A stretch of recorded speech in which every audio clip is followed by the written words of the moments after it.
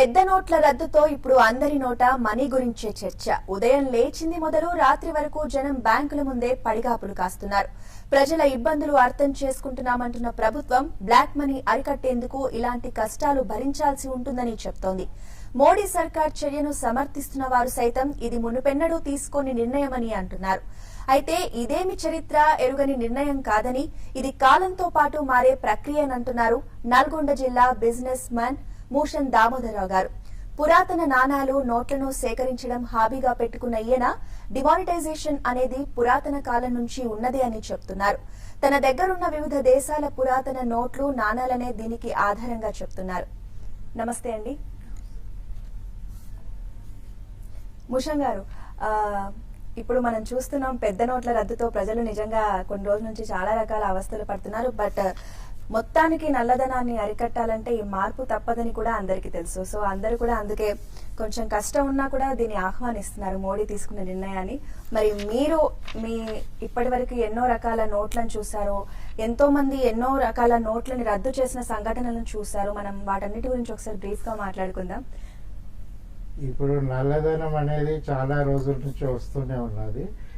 ఇది ఇప్పుడు మొదలైన ప్రక్రియ కాదు. 1830లోనే ఈస్ట్ ఇండియా కంపెనీ వాళ్ళు నోట్లను రద్దు చేయటానికి వాళ్ళు మార్గాలు అవలంబించారు. అందులో నోట్ల రద్దు అనేది పక్కకు పెట్టి వాళ్ళు ఒక కొత్త ప్రక్రియను మొదలుపెట్టారు. దానికోసం ఇది 2 సగాలున్న నోటు మనకు ఉదాహరణగా కనబడుతుంది. 2 సగాలు ఎందుకని మీరు ఆశ్చర్యపోవచ్చు. దీనికి కారణం ఏంటంటే మొదటి సగాన్ని ఎవరికైతే కావాలనో వాళ్ళకి ఇచ్చి ఆ తర్వాత మిగతా సగాన్ని వాళ్ళకి పంపించేవాళ్ళు.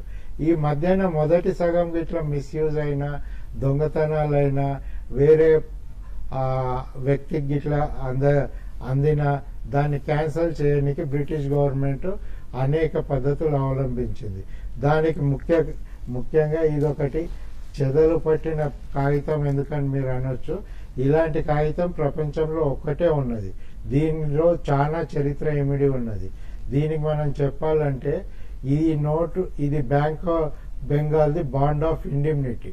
ఇది ఎందుకు ఇష్యూ చేశారంటే ఇంతకుముందు నేను చెప్పిన సగం నోట్ ఏదైతే ఉన్నదో ఆ సగం నోట్ క్యాన్సల్ అయిపోతే, దొంగతనం అయితే దానికి బదులుగా ఇంకో నోట్ ఇష్యూ చేయడానికి అవలంబించిన బాండ్ ఆఫ్ ఇండిమ్నిటీ. ఇలాంటి పద్ధతి బహుశా ప్రపంచంలో ఎప్పుడూ ఎక్కడ కూడా కనివిని ఎరగలేదు. ఇది ఒకటి దానికి ఉదాహరణ. ఇలాంటి నోట్లే ఇది సగం నోటు, దీని వెనుక భాగం. ఈ సగం నోట్ల చరిత్ర ఇది. దీనికి ఏంటంటే మూలం బ్యాంక్ ఆఫ్ బెంగాల్ వాళ్ళ షేర్ సర్టిఫికెట్. ఈ షేర్ సర్టిఫికెట్ మాత్రం మంచి కండిషన్లో ఉన్నది. ఈ బాండ్ అనేది ఏదైతే ఉన్నదో వాళ్ళ ఆర్కైవ్స్ లో పూర్తిగా చెదలు పట్టిపోయి చదవలేని పరిస్థితిలో ఉన్నది. చాలా కష్టంగా చదివి దాని విశ్లేషణ చేసి తర్వాత మీకు ఈ విషయం చెప్పటం జరుగుతున్నది. ఓకే అండి, అసలు మనం ఫస్ట్ చరిత్ర గురించి మాట్లాడుకుందాం. భారతదేశంలో మొట్టమొదటి బ్యాంక్ ఏదంటారు? భారతదేశంలో మొట్టమొదటి బ్యాంక్ ఆఫ్ హిందుస్థాన్. ఈ బ్యాంక్ ఆఫ్ హిందుస్థాన్ ఏదైతే ఉన్నదో కొంతమంది గ్రూప్ ఆఫ్ ట్రేడర్స్ కలిపి దాన్ని మొదలుపెట్టారు. అలెగ్జాండర్ అండ్ కంపెనీ అనే ఒక పెద్ద మల్టీనేషనల్ కంపెనీ ఏదైతే ఉన్నదో దాని షేర్ హోల్డర్సే ఈ బ్యాంక్ ఆఫ్ హిందుస్థాన్ ని స్థాపించారు. దీని స్థాపకులు దాని మెంబర్సే మరి బ్యాంక్ ఆఫ్ బెంగాల్ యొక్క స్థాపనలో కూడా వాళ్ళ భాగమే ఎక్కువగా ఉన్నది. ఓకే అండి, ఆ తర్వాత వచ్చిన బ్యాంక్స్ ఏంటి? ఆ తర్వాత ఈ హిందుస్థాన్ బ్యాంక్ తర్వాత బ్యాంక్ ఆఫ్ బెంగాల్ వచ్చింది, బ్యాంక్ ఆఫ్ ఆగ్రా వచ్చింది, బ్యాంక్ ఆఫ్ మద్రాస్ వచ్చింది, బ్యాంక్ ఆఫ్ బాంబే వచ్చింది, బ్యాంక్ ఆఫ్ కాన్పూర్ వచ్చింది. ఇలాంటి చాలా బ్యాంకులు ఉన్నాయి. మన సౌత్ ఇండియాకి వస్తే బ్యాంక్ ఆఫ్ సేలం అనేది ఒక ఇంపార్టెంట్ బ్యాంక్ ఉన్నది. వాళ్ళు ₹1 నోటుని ఇష్యూ చేసి ప్రపంచానికి మొత్తం మామూలు జనంలో నోట్లని ఎలాగో సర్క్యులేట్ చేయించవచ్చు, మామూలు జనం దగ్గర నోట్లను పొదుపు ఎలా చేయించవచ్చు అని ప్రభుత్వానికి తెలియజేశారు. కానీ దురదృష్టవశాత్తు ఈ పద్ధతిని యాంటీ బ్రిటిష్ ఉన్నదని చెప్పి ఆ బ్యాంకుని రద్దు చేయటం జరిగింది. ఓకే అండి, అసలు మీరు ఈ నోట్స్ ని, ఈ పాతకాలం నాణాలని, ఇవన్నిటిని కలెక్ట్ చేయాలన్న హాబీ అసలు మీకు ఎలా అనిపించింది? నేను 12 సంవత్సరాలు ఉన్నప్పుడు నోట్స్ ఫోటో పేపర్లో నోట్స్ కనబడితే ఏమైనా బొమ్మలు కనపడితే వాటి మీద విశ్లేషణ చేయటం మొదలు పెట్టాను. అప్పుడే అనుకోకుండా నాకు నిజాం నోట్స్ కొన్ని దొరికాయి. ఆ నిజాం నోట్స్ మన ఇండియా నోట్స్ అన్నీ కలిపి మొదలుపెట్టి మెల్లగా అప్పటి నుంచే కలెక్షన్ చేయటం మొదలు పెట్టాను. నేను 12 ఏళ్ళప్పుడు కలెక్షన్ చేసిన కలెక్షను ఇప్పుడు 40 సంవత్సరాల తర్వాత ఒక వాస్ట్ కలెక్షన్గా ఒక నిధిగా నా దగ్గర జమ అయిపోయింది. సో మరి ఇప్పుడు వాళ్ళు చూడని నోట్లు మీరు మా కోసం ఏమైనా చూపిస్తారా? ఇప్పటి వాళ్ళు ఓకే అండి. ఇప్పుడు మీకు చూపెట్టాలంటే ఇది ఒకటి హైదరాబాద్ కరెన్సీ నోట్, హైదరాబాద్ 10 రూపాయల నోటు. ఇది ఏమో మన 5 రూపాయల reserve bank of India note. ఇందులో మీరు గమనించండి రూపాయా అని ఉన్నది. జనరలీ ఇది సింగులర్ రూపాయా అంటే రూపాయే అని ఉండాలి. గమ్మత్ ఏంటంటే రిజర్వ్ బ్యాంక్ ఆఫ్ ఇండియా ఇలాంటి నోట్లు 5 రూపాయలు 10 రూపాయలు 100 రూపాయల పైన కూడా ఉండే. ఇది ఎలాగైంది ఎట్లా అయింది అనేది మనం వదిలేస్తే దీన్ని దాదాపు ఒక 10 సంవత్సరాల వరకు ఎవరు చూడలేదు. ఇప్పుడిప్పుడే ఇది వెలుగులోకి వచ్చింది. ఈ నోట్ రేర్ అయిపోయింది. దీని తర్వాత మీకు ఒక ముఖ్యమైన విషయం ఏంటంటే ఇది ఒక చిన్న అట్టముక్కలాగా కనబడుతుంది, కానీ ఇది గుజరాత్ స్టేట్లోని మేంగిని రాష్ట్రంది ఒక 1 అనా కాయిన్. రెండో ప్రపంచ యుద్ధం అప్పుడు మెటల్ షార్టేజ్ ఉన్నప్పుడు ఈ మేంగిని రాష్ట్రం ఇంకా జూనాగఢ్ రాష్ట్రం ధైర్యం చేసి ఇలాంటి కాయిన్స్ ఇష్యూ చేశారు. దీంతో మనకు తెలిసేది ఏంటంటే మామూలు అట్టపెట్టె మీద కూడా కాయిన్ ఇష్యూ చేస్తే జనాలు యాక్సెప్ట్ చేసి దాని వాడుకలోకి తీసుకున్నారు. ఓకే. సో యాక్చువల్గా అప్పట్లో బ్యాంకులు ఎలా ఈ నల్లధనాన్ని అరికట్టడానికి చర్యలు తీసుకున్నాయి మీరు చూసినప్పుడు? దానికి ఎగ్జాంపుల్గా ఇది ఒకటి ఉన్నది. మన నిజాం గవర్నమెంట్లో ఎప్పుడైతే నిజాం నోట్స్ క్యాన్సిల్ చేసి మన నోట్స్ ఇష్యూ చేయటం మొదలు పెట్టారో దానికి ఉదాహరణగా ఇక్కడ పేమెంట్ రిఫ్యూజ్డ్ అని సీల్ చేశారు. దీనికి ఏంటంటే ఈ నోట్లు ఇప్పుడు చెల్లయి, బ్రిటిష్ నోట్లే చెల్తాయి. ఆ తర్వాత బ్రిటిష్ నోట్లు కూడా చెల్లయి, మన రిజర్వ్ బ్యాంక్ ఆఫ్ ఇండియా భారతదేశం యొక్క నోట్సే చెల్తాయి అని చెప్పడానికి ఒక కాడ కాదు 1, 2 వెనకాల కూడా పేమెంట్ రిఫ్యూజ్డ్ అని చేశారు. ఇప్పుడు కూడా మనం ఇలాంటిదే ఒక పద్ధతి వాడితే ఈ 500 నోట్లు ఒకసారి తీసుకొని వచ్చి మళ్ళీ ఒకసారి తీసుకురావటానికి ఆస్కారం లేకుండా పోతుంది. కానీ ఇది ఇప్పుడు చేయటం లేదు. ఎందువల్ల గవర్నమెంట్ పాలసీ నాకు తెలియదు. ఇప్పుడు ఏదైనా బ్యాంక్ వచ్చినప్పుడు దీస్ ఆర్ క్యాన్సల్ నోట్స్ అని ఒక సీల్ కొట్టేస్తే వాటి రీయూజ్ అనేది జరగకుండా ఉంటుంది. ఇది ఒక రిక్వెస్ట్, మీకు ఒక ఉదాహరణగా చెప్పటం జరుగుతున్నది. దామోదర్ గారు, 1978లో కూడా 5,000, 10,000 నోట్లను అప్పట్లో ప్రభుత్వం రద్దు చేసింది. మళ్ళీ ఇప్పుడు ప్రధాని మోడీ 500, 1,000 రూపాయల నోట్లను రద్దు చేశారు. మొత్తానికి కూడా బ్లాక్ మనీని పూర్తిగా అరికట్టాలని చేసిన ప్రయత్నాలు ఇవన్నీ. అప్పుడు మీరు 5,000, 10,000 నోట్లు రద్దు చేసినప్పుడు అప్పట్లో 1978లో పరిస్థితులు ఎలా ఉన్నాయి? అప్పుడు 5,000, 10,000 ఇప్పుడు మొరార్జీ దేశాయ్ గారు క్యాన్సిల్ చేసినప్పుడు ఈ నోట్స్ విలువ 10,000 రూపాయలకు అప్పుడు బాంబేలో 50 గజాల జాగా వచ్చేది. అదే ఇప్పుడు 10,000 రూపాయలకు దాదాపు ఒక పెద్ద ఫ్యామిలీ ఉంటే ఒక్క రోజుకు సరిపోయిన గాసం కూడా మనకు దొరకదు. ఆ 10,000 రూపాయలు ఎప్పుడైతే మొరార్జీ దేశాయ్ గారు క్యాన్సిల్ చేశారో ఈ 10,000, 5,000 రూపాయల నోట్లకు చాలా విలువ ఉండేది. అప్పుడు జరిగిన ఎఫెక్ట్కు ఇప్పుడు మనం 1,000 రూపాయలు 5,000 క్యాన్సిల్ చేసినంత ఎఫెక్ట్ కూడా ఇప్పుడు లేదు. కారణం ఏంటంటే అప్పుడు 10,000 రూపాయల విలువ వాటి పొజిషన్ ఏదైతే ఉన్నదో పెద్ద ధనవంతుల దగ్గరనే ఉండేది. అందువల్ల వాటిని క్యాన్సిల్ చేసి దాని ఎఫెక్ట్ ఇప్పుడు ఉన్నదానికంటే ఎక్కువనే అయింది. ఇంకొక కారణం ఏంటంటే అప్పుడు ఏదైతే క్యాన్సిల్ చేసిన నోట్స్ ఉన్నాయో ప్రతి నోటు మీద బ్యాంకులు తీసుకునేటప్పుడు నెంబర్లు వేసేవారు. దీని మీద చూడండి 98 అకౌంట్ నెంబర్ ఉన్నది ఆయన దగ్గర. ఈ 5,000 నోట్ మీద చూడండి ఎవరెవరు ఇచ్చారు ఏమి ఇచ్చారు మొత్తం క్యాన్సలేషన్స్ ఉన్నాయి. గమ్మత్ ఏంటంటే ఒక ఎమ్మెల్యే ఇచ్చాడని దీని మీద మంచి ప్రూఫ్తో సహా వేసి ఉన్నది. సో బ్లాక్ మనీ అప్పుడు ఒక విధంగా జమ చేశారు, ఇప్పుడు ఒక విధంగా జమ చేశారు. అన్నిటికంటే గొప్ప విషయం ఏంటంటే ఇద్దరు గుజరాతీ ప్రైమ్ మినిస్టర్లే ఈ నోట్స్ని క్యాన్సిల్ చేశారు. దీని గుజరాతీ యొక్క గొప్పతనం అంటామా లేకుంటే వాళ్ళ యొక్క ఆలోచన భిన్నంగా ఉన్నదని అనుకోవటమా అనేది చెప్పలేకపోతున్నాం. నా ఆలోచన ఏంటంటే మామూలు జనాల కంటే ఒక భిన్నంగా ఆలోచన చేసే మానసిక పరిస్థితి గుజరాతీ జాతీయులకు ఉంటుందని నేను నమ్ముతున్నాను. ఓకే అండి. సో ఎప్పటి నుంచో మీకు ఈ కాయిన్స్ కానీ నోట్లు అంటే హాబీతో మీరు చాలా నోట్లు జమ చేశారు. అప్పటి నుంచి ఆర్థిక పరిస్థితులను అబ్జర్వ్ చేస్తూ వస్తున్నారు. నగదు మార్పిడి అవ్వచ్చు, నోట్ల మార్పిడి అవ్వచ్చు, చాలా రకాల పరిస్థితులను మీరు చూశారు. ప్రస్తుతం ఉన్న పరిస్థితుల్లో ఈ మోడీ తీసుకున్న ఈ నిర్ణయాన్ని మీరు ఏ విధంగా సమర్థిస్తారు? మోడీ తీసుకున్న నిర్ణయం చాలా మంచిగా ఉన్నాయి, దాన్ని మాత్రం నేను పూర్తిగా సమర్థిస్తాను. కారణం ఏంటంటే ఇప్పుడు 8 తారీఖు తర్వాత ఏదైతే క్యాన్సిల్ అయినాయో ఇప్పటి వరకు నోట్లు ఏదైతే రిజర్వ్ బ్యాంక్ వాళ్ళు చెప్పిన పద్ధతుల ప్రకారం 8 లక్షల కోట్లు జమ అయిపోయినాయి అని అంటున్నారు. ఇప్పుడు 8 లక్షల కోట్లు బ్లాక్ మనీ వారం రోజుల లోపల జమ కావటం అనేది ఒక చిన్న విషయం కాదు.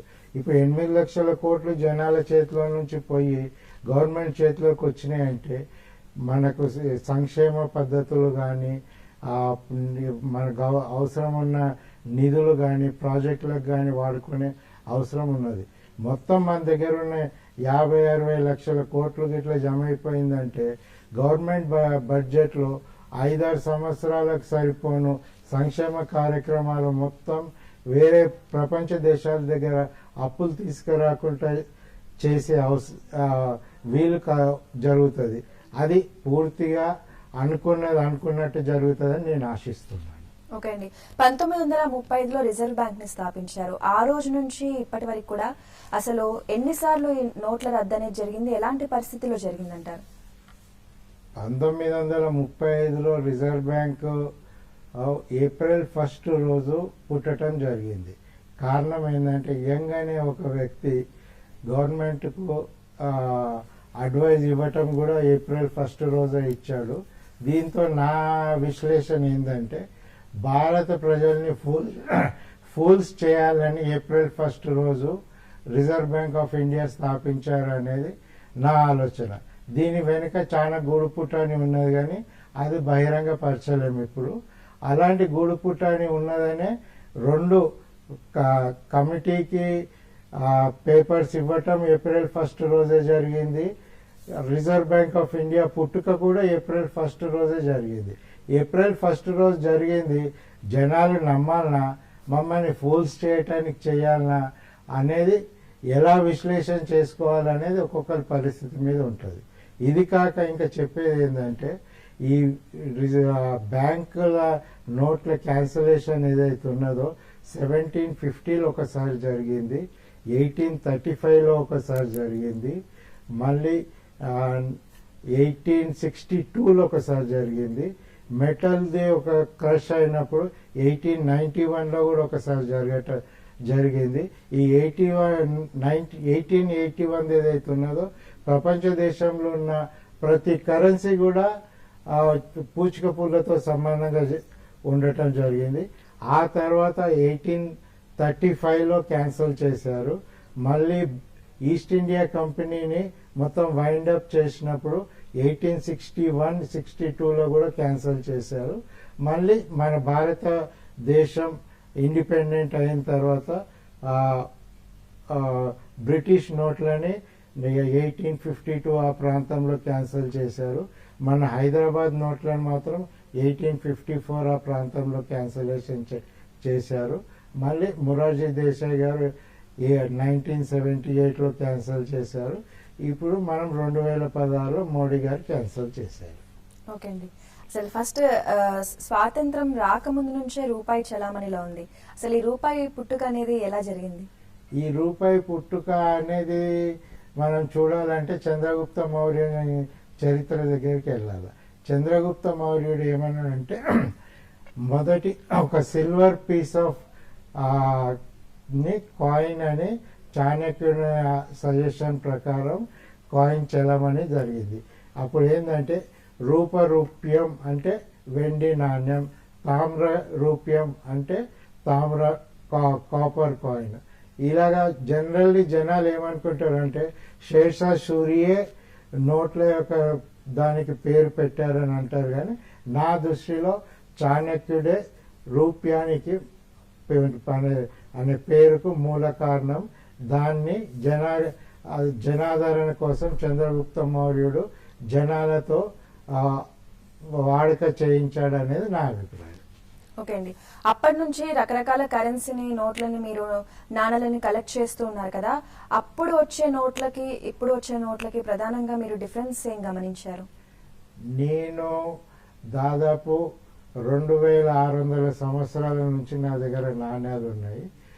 అప్పుడు వచ్చిన నాణ్యాలకు వాటి మార్కెట్ విలువ ఉండేది.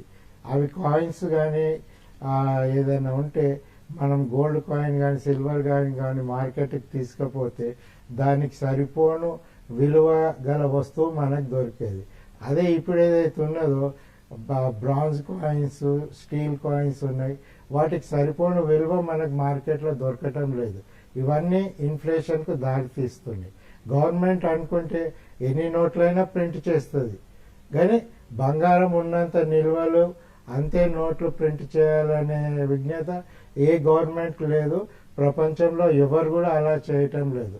ఫర్ ఎగ్జాంపుల్ మీకు చెప్తే అమెరికా అతిపెద్ద దేశం, అతిపెద్ద రుణదాత అని అనుకుంటాం, కానీ ప్రపంచ దేశాలు, ప్రపంచ రాజులు వాళ్ళకు సంబంధించిన మనీ ఏదైతే ఉన్నదో అమెరికా నుంచి తీసుకున్న రోజు అమెరికా మనకంటే బిచ్చమెత్తుకునే పరిస్థితిలో ఉంటుంది అనేది విషయం చాలా మందికి తెలియదు. ఓకే, సో ఇంకా మీరు ఏమైనా కలెక్షన్స్ తెచ్చారా మాకు చూపించడానికి? మీకు ఇదొకటి విచిత్రమైన నోట్ మీకు చూపెడతా. బ్యాంక్ ఆఫ్ బెంగాల్ కాకుండా ప్రెసిడెన్సీ వాళ్ళు ఏదైతే చేశారో ఈ నోట్ని 1862లో 100 రూపాయల కోసం ఇష్యూ చేశారు. కానీ ఇందులో గమ్మత్ ఏంటంటే 1862లో 62 రూపీస్కే దీన్ని ఇష్యూ చేశారు. దీన్ని ఇష్యూ చేసేటప్పుడు ఇక్కడ పక్కకు రాశారు 4% పర్ యానం, సంవత్సరానికి 4 రూపాయల ఇంట్రెస్ట్ ఈ నోటుకు ఇస్తున్నాము. ఈ నోటు 1891లో 100 రూపాయలు పూర్తిగా అవుతుంది అని దీన్ని ఇష్యూ చేశారు. ఈ 100 రూపాయలు అయిన తర్వాత ఈ పీస్ మనం ఒకటి తీసేస్తే ఇది 100 రూపాయల నోటు. ఈ పీస్ ఉన్నన్ని రోజులు దీని విలువ 62 రూపాయలు కావచ్చు, 72 రూపాయలు కావచ్చు, 92 రూపాయలు కావచ్చు.